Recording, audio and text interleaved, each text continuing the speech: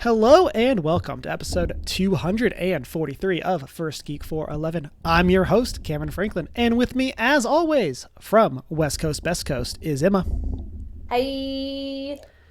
And, and from the Great White North, Shanine, how are you? Hi. This week, we're chatting WGA, Fragile Threads of Power, and potential Office reboot. Before we get into that, as always, you can find us on our social media as OneGeek411. Join our Discord server if you want to chat during the week. Shoot us an email at onestgeek411@gmail.com. Watch live on Twitch Monday nights at 6:45 Mountain Time. And find us on YouTube where you can like, comment, and subscribe. Then you can also find that Redbubble store. So normally, when we go into what we have been up to, I always feel weird going first, which is why I almost never go first. It feels rude, but I'm going to go first this week. Partially because, chat, I don't feel the best. And so if I have to mute, if I have to like blow my nose, I have my mute button ready to go. But just as a heads up, allergies got me. And so we're going to do our best. I don't feel bad. I feel mostly gooey. But I think I'm on the tail end of it, but just as an acknowledgement, that's what's going on. And the reason you're excused. Yeah, thank you. The reason that has happened is, Deanna and I, went to California this past week to celebrate our 5-year anniversary. We had this plan for a while. It was not actually like on our anniversary, but it was a perfect time for us to go. Except, guess who's allergic to LA in like late September? This guy. So, so came back. My allergies are still bothering me some, but it was a really good trip. We went to Disneyland and did the Oogie Boogie Bash, which is their Halloween party. We went and did 2 park days, one at California, not the California resort, but we did the days at both parks. I got to do the new Spider-Man ride. I got a Spider-Man hat. Nice. And then that's a fun ride. Yeah, this is show and tell with Cameron. I got a Web pin. Ooh, that's fun. Yeah, Web is like the company. It's the Worldwide Engineering Brigade. They're the people like running the ride. And so, but yeah, as Emma said, the ride is a lot of fun. It is a workout because the idea is that you're like testing out the web slingers. And so you're like physically like shooting webs out for like 2 minutes for the ride. And so you're like, if you want to win, which I did, you get a big workout, even though I had the worst score in our car, but we had like the best score that hour. So I'll take it. There you go. Yeah. So that was a lot of fun. And then we did like the World of Color show. We did the dessert party for that. And then just did all like a bunch of the other rides, Galaxy's Edge. We went to Oga's Cantina. The parks are so small that we kind of like jumped back and forth between them as the like throughout the days. But that was a lot of fun. And then we also went actually to LA, where, continuing the tradition, we got to see Emma on our anniversary trip. And so post the picture over in the Discord. And Trilena, thank you for the follow. Sorry, I just saw that. But yeah, so this is now like 2 out of 5 years we have seen Emma for our anniversary. And so, so that was great to get to see her. And then, we hung out with another friend of ours, and got like a tour. We also then went to Disney Studios where we got the behind the scenes tour where we picked up some more pins. We got it's a Mickey Mouse and Donald Duck statue. I forget the actual names of them, but these are like statues that are like given to people. And then also got a official VIP studio tour pin. Nice. And so very excited about those. When we got those, they said, if you're a pin trader, don't.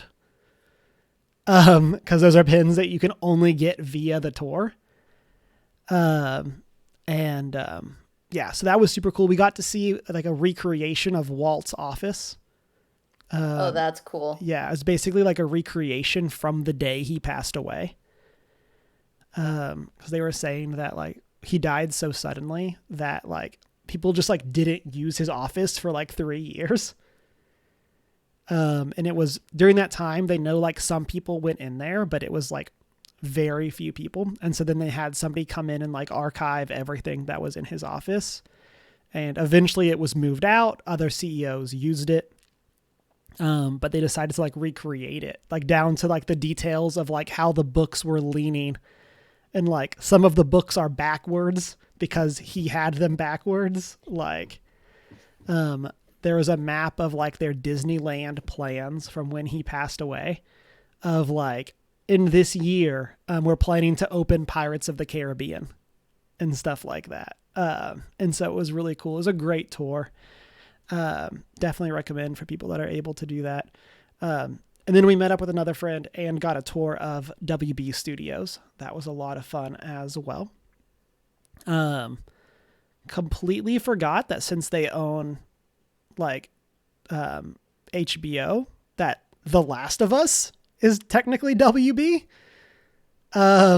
So I have a new favorite WB franchise. There wasn't that much Last of Us stuff, but I had just like completely forgotten, like, and completely not made that connection. But that was super cool. And then we went to a restaurant called the Smokehouse. Shanine, you will appreciate it. From The Office, the rehearsal dinner for Pam and Jim, that was at this restaurant. Ooh. And so, yeah, so where like Jim spills the beans about Pam being pregnant, that's like at this restaurant. And so it was a super good restaurant and had a cool bit of Office trivia to go with it. And so, and then we did a little bit like going to the Hollywood Walk of Fame, saw some stars. We kind of just like moseyed around. We weren't really like looking for any in specific. Then saw the Chinese Theater and saw, the Hollywood sign from a distance. And so very good trip, very packed. But it was a lot of fun. Then on the trip, I started playing Fae Farm. And I got to tell y'all, have y'all heard of these cozy games? They're so much fun. As someone that like hasn't really played a cozy game since like Harvest Moon on like the GameCube, like I'm just like raising my animals and vibing. Like, it's pretty great. I'm really enjoying it. I also started playing the Pokemon trading card game on Switch, which is like the original Game Boy one. They have it through like the Nintendo Switch Online thing. Fascinating. And, yeah. And so I've been really enjoying that because the computer is not that smart, so it makes me feel really smart. And then it's kind of fun for the same reason that I'm really enjoying Lorcana right now, which is that like there's like a kind of small card pool, and it's kind of about figuring out what all is there as options within that small card pool. And so, and then last thing, I also listened to the audiobook of Vengeful, which is the sequel to Vicious. I'll raise hands here so that I can go and find the video and add it in. Was one of our book club books by V.E. Schwab, who may or may not appear again in this podcast. It was so good. It had been enough time since we read the book that I forgot how much I loved this world that she built. And I was so happy to be back. I have questions because there's a third one on the way. I have some serious questions about the state of things and whether or not they actually are the way that they appear. Shanine, I will message you later. But yeah, so I listened to that audiobook. Should I have been reading Kiki's Delivery Service? Yes. Yes. But instead, I listened to Vengeful. So we're going to be cramming Kiki's Delivery Service to get it done by book club. So I mean, it's not a super slow read or anything. So yeah, I think I'll be fine. I started it during lunch today. So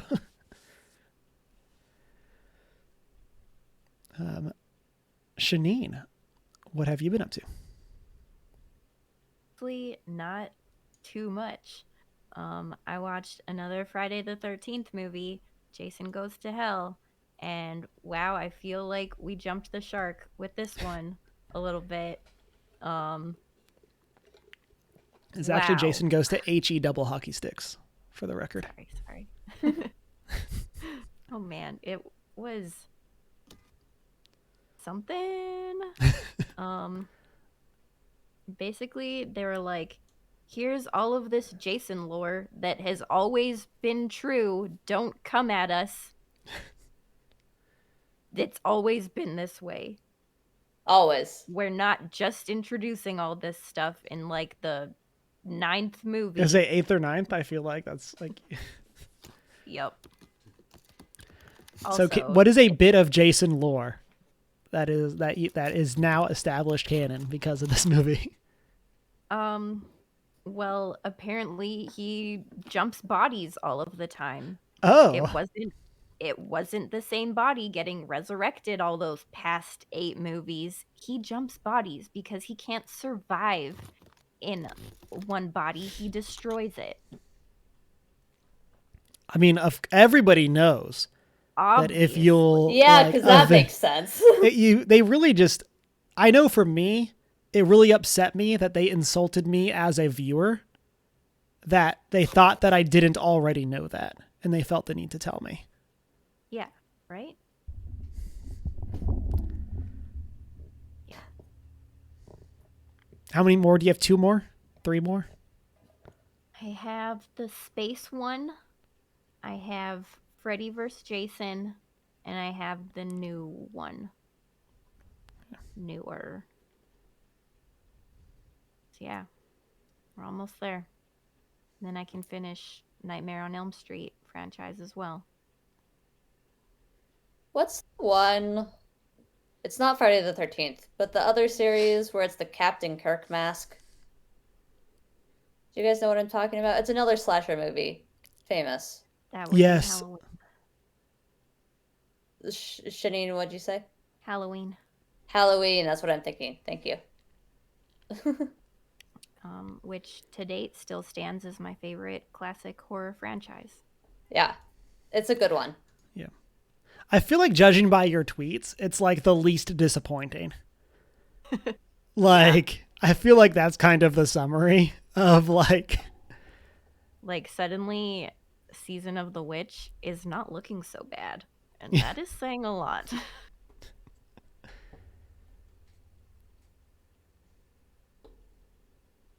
Yeah. I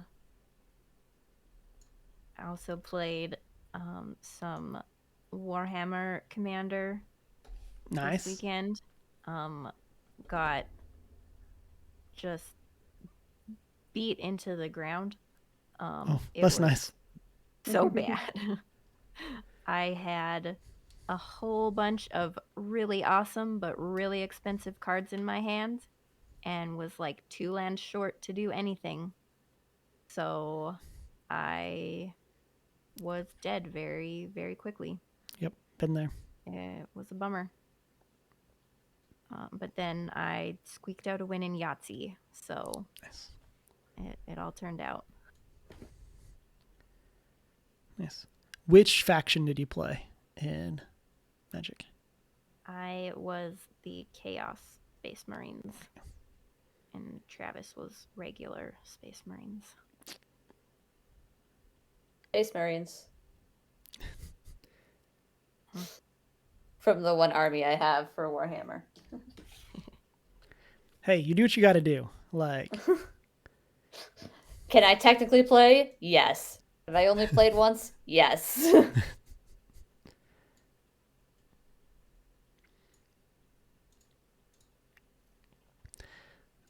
Emma, we'll jump over to you. What have you been up to? I got coffee on Friday. I actually got tea on Friday with Cameron and Deanna. And it was a lot of fun to see you guys again in person. Um, so that's an overlap. I spent literally my entire weekend after that on set between Friday afternoon and Sunday night. Last night, I was on set for 30 hours, which is a long time. Yep. So a 6 hour day on Friday and then 12-hour day Saturday, Sunday.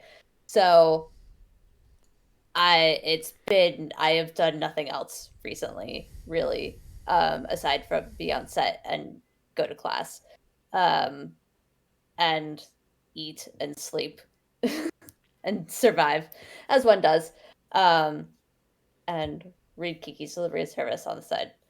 But I think at some point last week I played some Assassin's Creed Valhalla.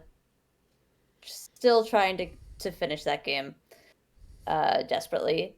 And I made butternut squash soup last week, and that was fun. So those are like the fun like fall things I've done recently.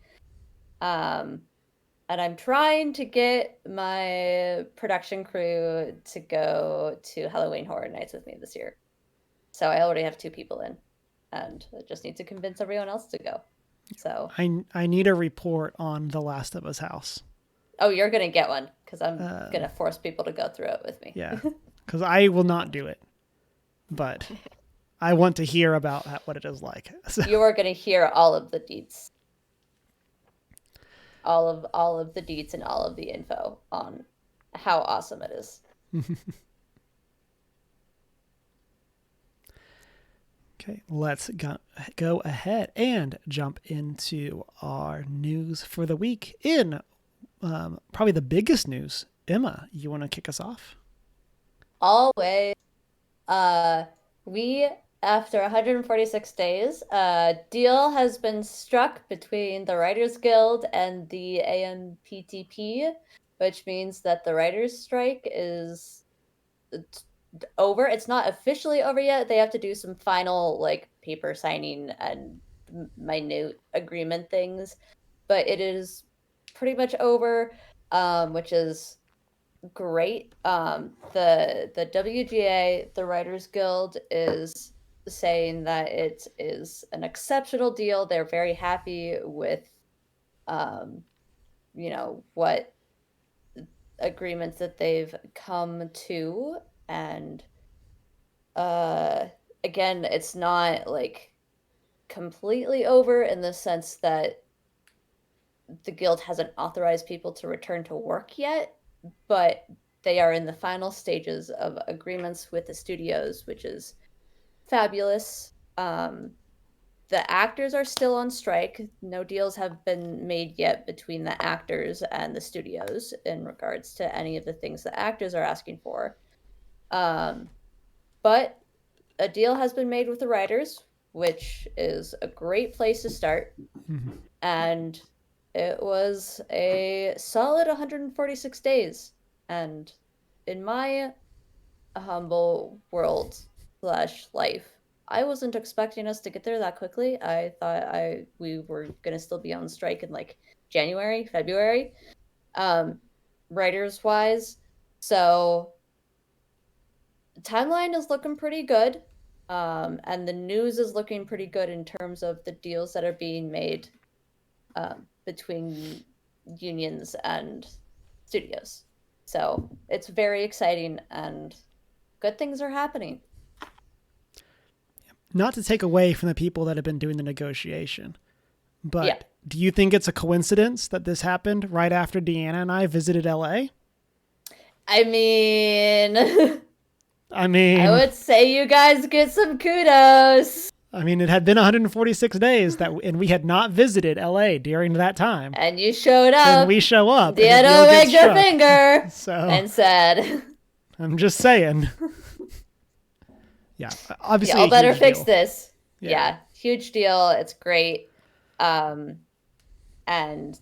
it means that writers are going to get considerably better pay in terms of fair pay, and the residuals are going to get in terms of streaming is going to work out better, which is fabulous, and all very exciting things.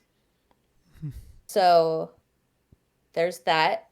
We love that improvement and progress that's being made. I'm excited for us as fans to kind of find out what this means in more specific.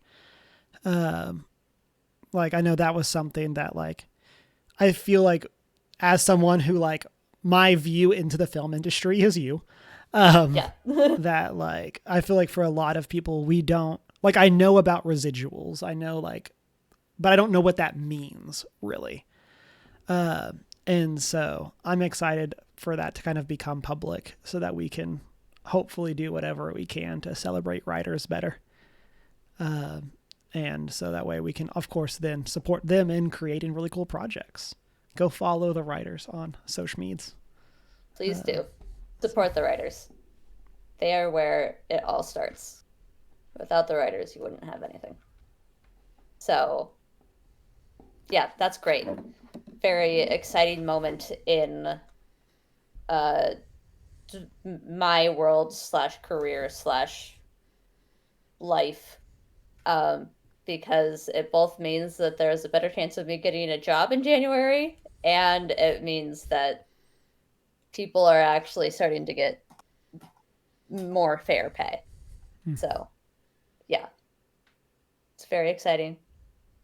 And then one other thing that's very exciting that happened is the release of the trailer for the 60th anniversary of Doctor Who, which sees the return of David Tennant as the Doctor, but this time as the 14th Doctor, which is a very curious thing that we're going to see. So he is not his 10th Doctor regeneration. He is a completely new regeneration that is also still him. We get to see Donna Noble again after the wipe of her memory. We love Donna Noble. Yes. Yes, we do. So much. We have an American actor showing up in Doctor Who for, I would like to say, the first time. I don't know if that's actually true or not, so don't quote me on that. For the best time. For the best time, we get Neil Patrick Harris, who is taking on the role of, I believe his name is the Toy Maker. And he looks like Neil is just having a party. Yeah. So like, he's vibing. Yeah, first of all. And second of all, his character, the Toy Maker, this is the first time that the character of the Toy Maker has appeared in pretty much 60 years. He first appeared with the first Doctor way back when the show started, and hasn't made another appearance since. So Neil Patrick Harris is picking up a very old classic Doctor Who sort of villain role, which is exciting for me as someone who loves the classic Doctor Who campy stuff. I would probably guess Shanina as well. But I always love watching the classic Who stuff. But yeah, that's very exciting. So we get Donna, we get David Tennant, we get some unit stuff. I'm scrubbing quickly through this again. The TARDIS randomly disappears because it gets so scared. We get Meep Meep. I love Meep Meep. We've gotten a few minor appearances of Meep Meep before. And then a minor teaser of the 15th Doctor at the very end. So it's very exciting and dramatic, and I am looking forward to it and seeing where it goes. Thoughts, opinions, reactions? Yeah, I'm super excited. I I mean, I fell off mid Capaldi run, but I want to get back into it. I've never actually watched Doctor Who live. It's like I've never like kept up with it, and so I'm kind of excited to jump back in with the 15th Doctor, and kind of have that be my like watch these ones with Tennant back, and then jump into 15th Doctor, and actually like try to watch it live and stuff like that and keep up. So actually have it be like a weekly show instead of just binging it. Yeah. But I'm really excited. I as I've referenced, I love that Neil's in this. Like NPH is just such an awesome actor, and Yeah. this looks like him at his most him. Like I've never seen Classic Who, but like, so I don't know anything about the character, but like, you could have told me that they wrote this character for him and I would have believed you. Like, it just seems like he's living his best life. Yeah. And I love Donna. Like, super excited that Catherine Tate, right? Correct. Super excited that she's back. I loved her in Doctor Who.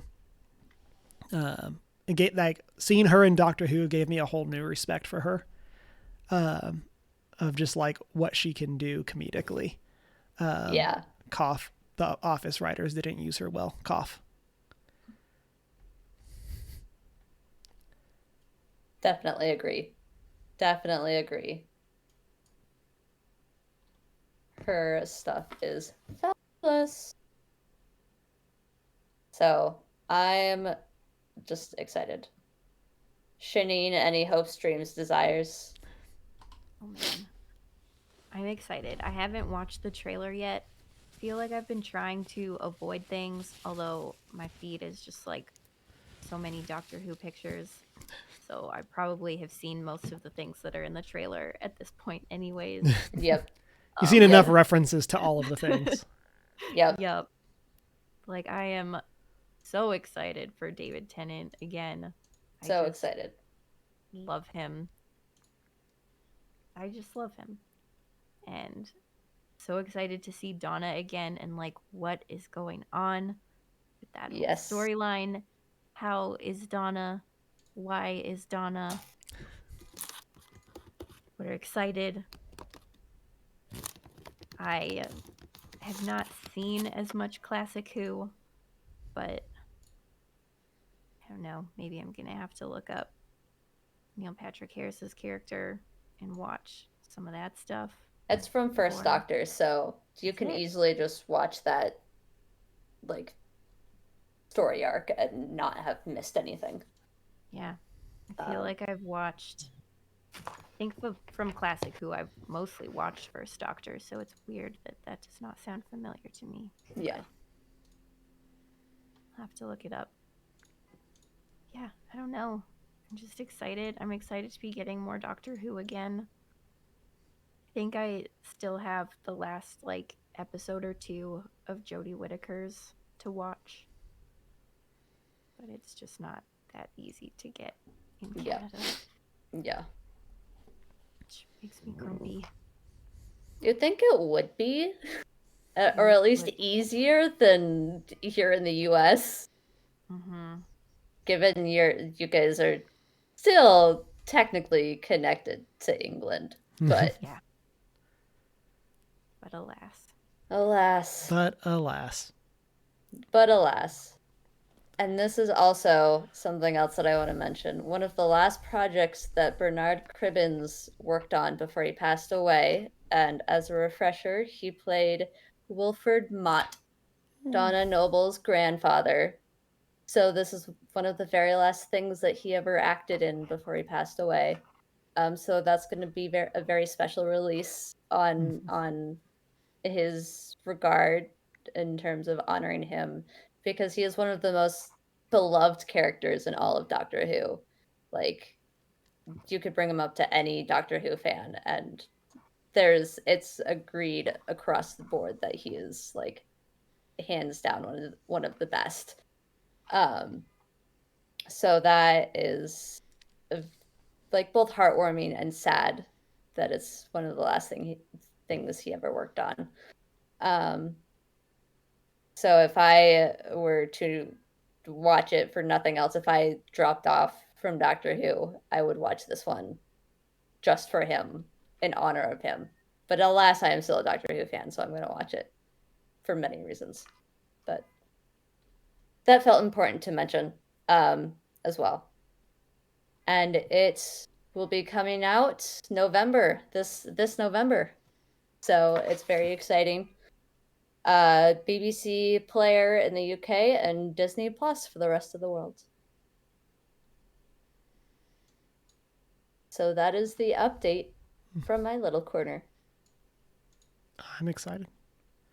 I'm going to jump in with mine. And that is that we might be getting a reboot of The Office?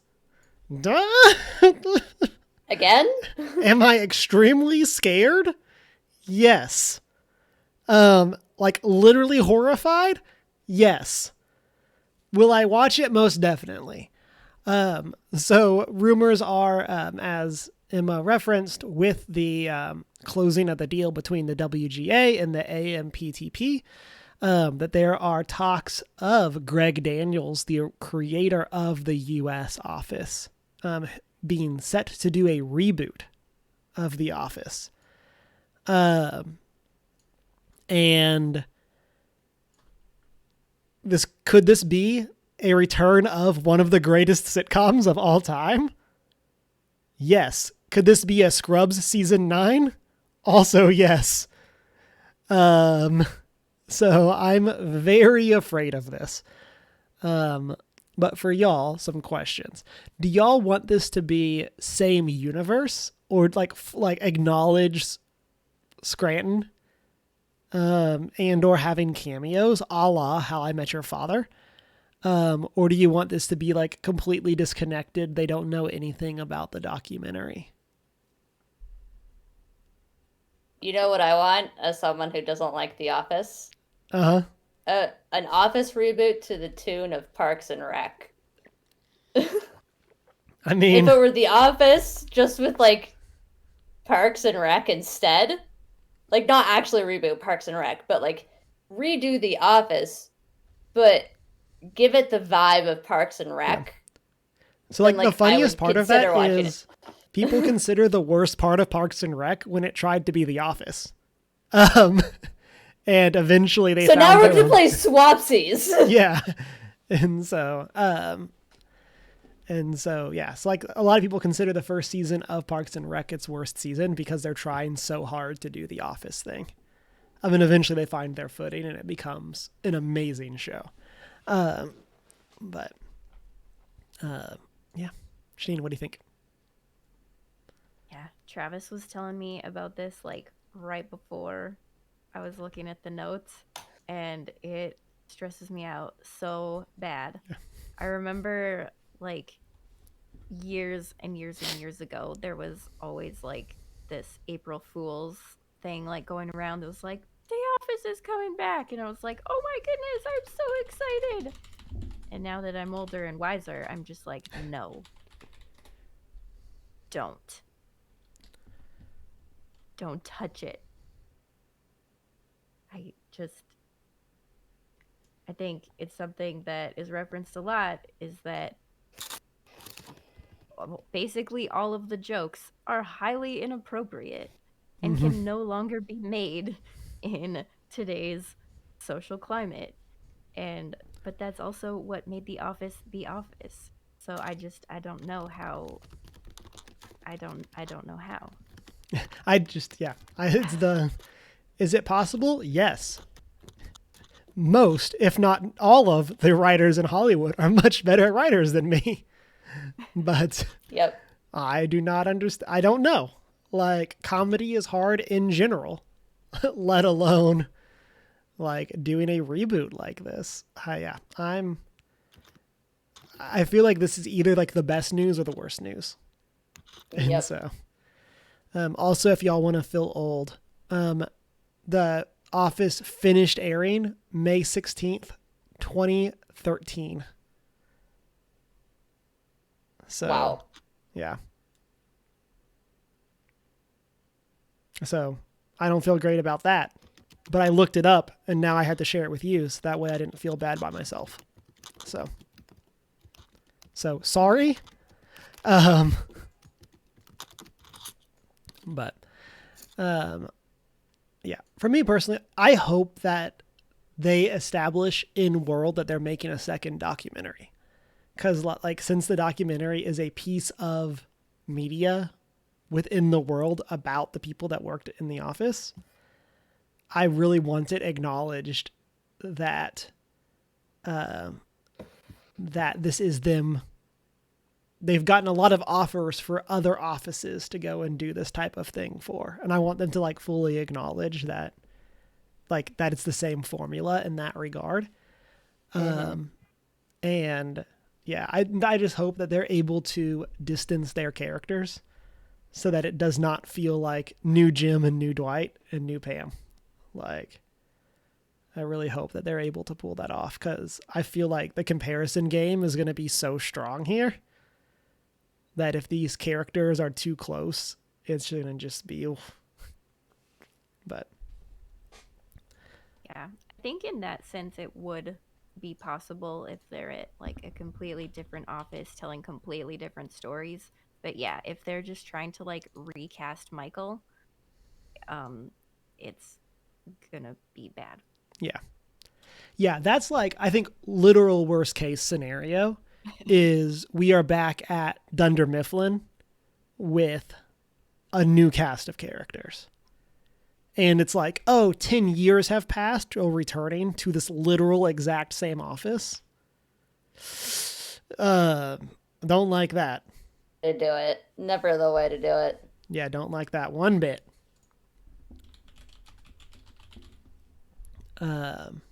But at least this is Greg Daniels attached to it. Like, this is one of the original people. This is not like some random person doing something with the IP. So like that is one of the ways to like get me excited about something, is to actually have the initial or the actual people that created it back. So Yep.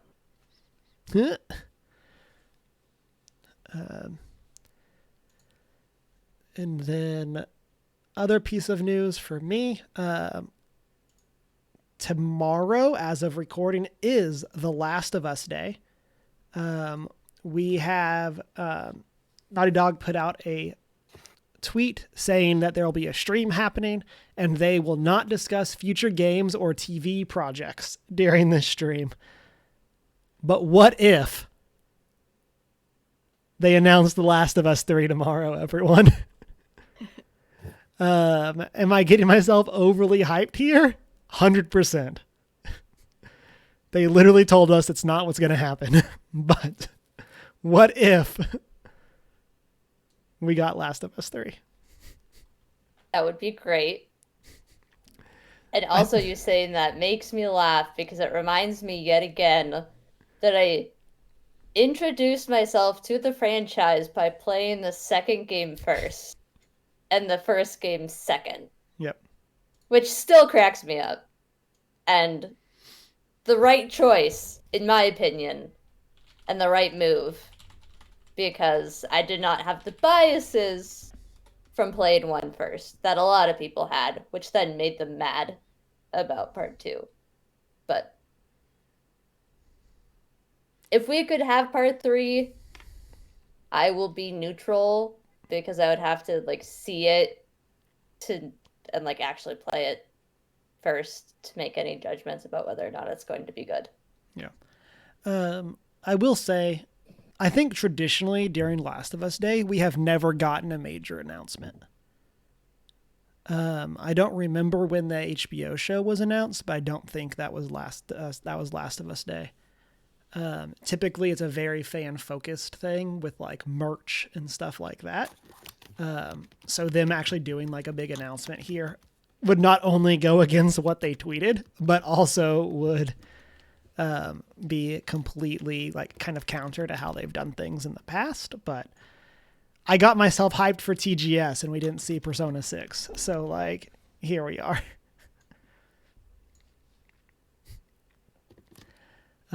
So stay tuned to my social media tomorrow. Oops, I messed up. There we go. Oh, messed up again. Danger.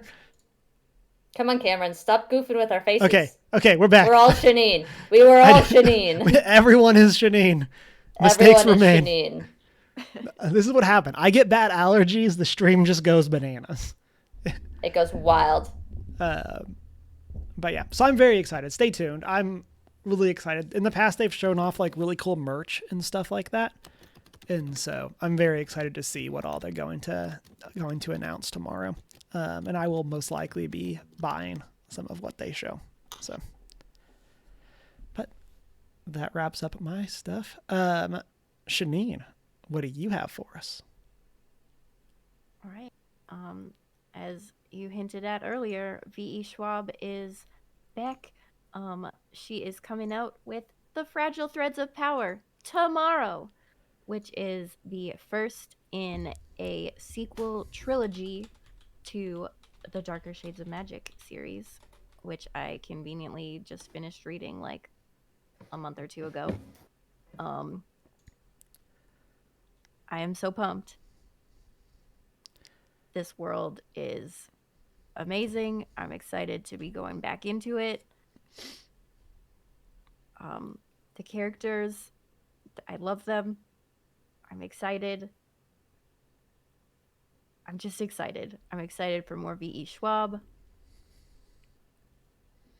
And I have been following on her social media for a while now. And I am not usually aware of book releases very often, which may come as a surprise to some people. Yeah, that literally shocks me. I'm so bad at it. I just like go to the library and read what's on the shelves, and I'm not aware of new books because there are so many old books to be reading. So many to read.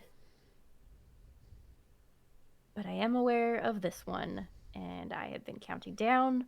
I have it already requested at the library. It shows as in processing, so that means the libraries must have it already, and I am pumped.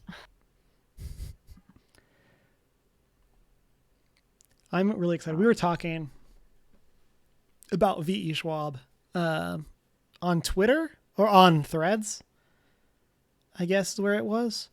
And that was why I ended up reading Vengeful. I went to Vicious. This is what I get for not checking the notes. But like, I had wanted to do a Darker Shade of Magic, but that was the only one that our library didn't have. And the reason I'm distracted here is because I am looking at my library app and they now have it. So I'm going to borrow a Darker Shade of Magic as my next book. And then you can watch all of V.E. Schwab's read-along videos on YouTube, where she provides like notes and behind the scenes and annotations on the entire Darker Shades of Magic series. What? It is amazing. Okay. I guess all right. She read all 3 of her own books again to do these videos in preparation for Fragile Threads of Power. Just a little, I am subscribing to her channel. Club. Heck yeah. Pretty iconic. I love her. Yeah, I was not aware that she had her own YouTube channel. So, Sweet. I'm very excited.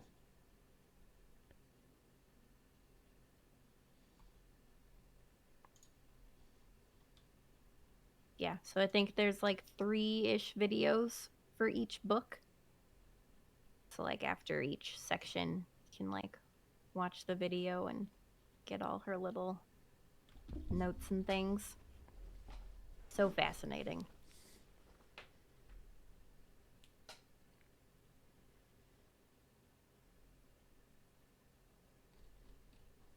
I'm very excited.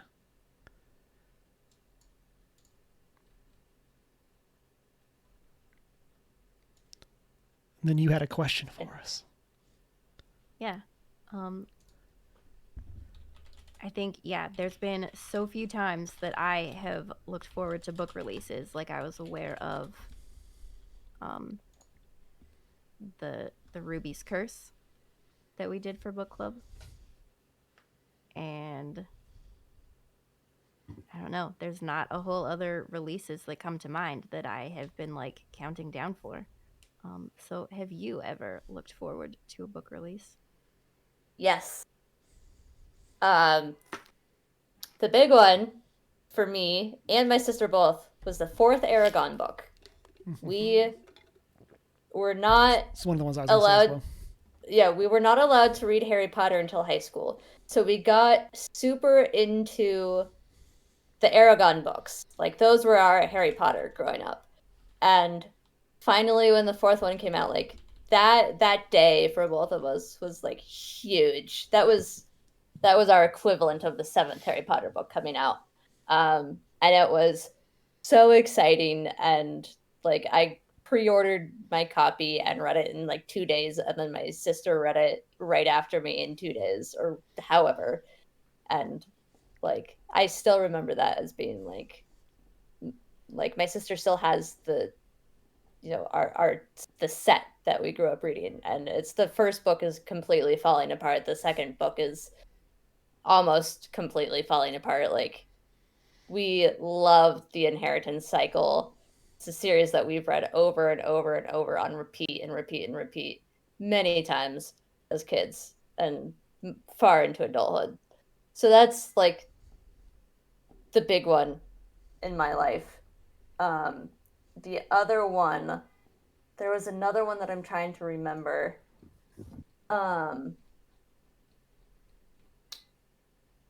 that I can't think of, but one I'm still waiting for very patiently is the third book in the Name of the Wind series. And I'm waiting very patiently for Patrick Rothfuss to finish it. And I'm waiting, and I'm waiting, and I'm waiting. I've been waiting for like 10 years now. I want it. So that's like an upcoming one that there is still no release date, but I've heard of that one. It has been recommended to me, but also has been recommended for me to wait until the third one comes out. yeah. I think you would like it.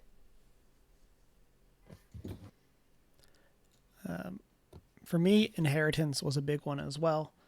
That was one where Breschinger came out when I was in high school.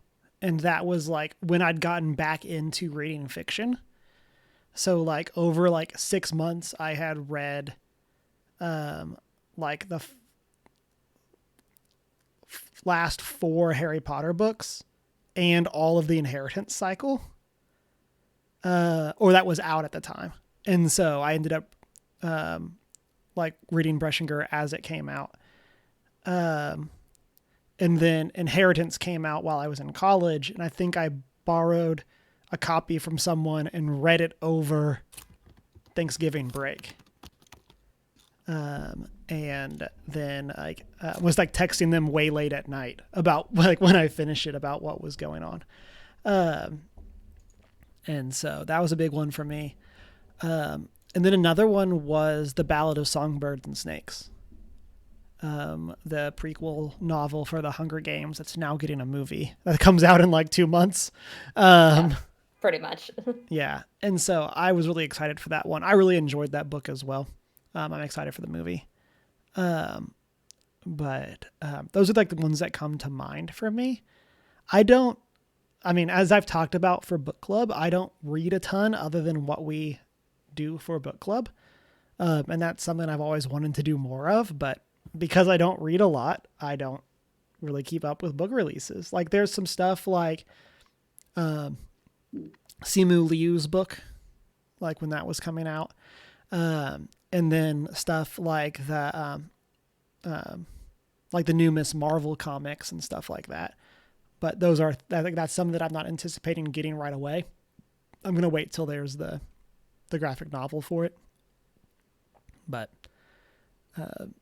yes, like in general, I don't really keep up with it enough to be excited about book releases.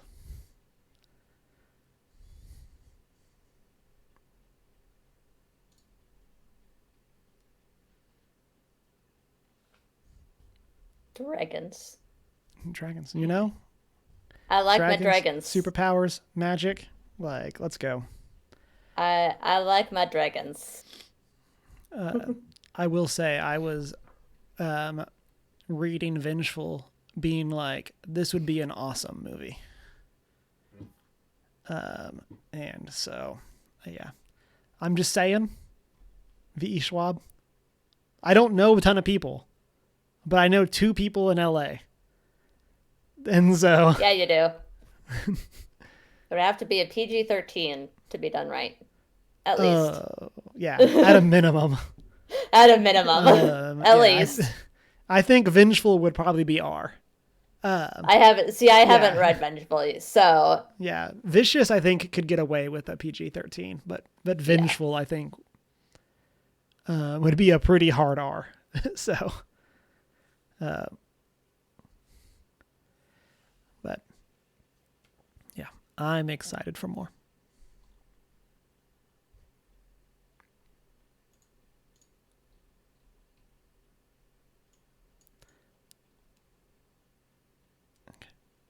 I guess with that, we can wrap up for the week, head into our post-show chat.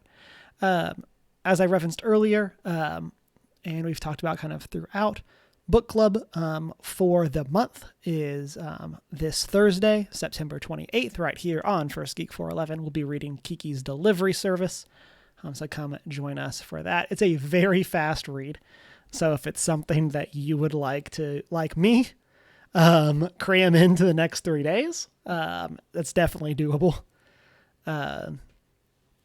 And so come and join us Thursday at 6:45 Mountain Time for that. And then stick around for all of our normal content. You can find us on our social media as OneGeek411. Join us in Discord. Catch us over at 1stgeek411@gmail.com. Find our Redbubble store. Watch live on Twitch. Like, comment, and subscribe over on YouTube. And then you can find us on our personal social media. Mine is Humar Whittle. Mine is I am not prepared with an I on all platforms. Hoot and Howl Tales, TALES on Instagram and now Threads. Yay. And with that, it's been a great week. Watch a movie. Read a book. I love you.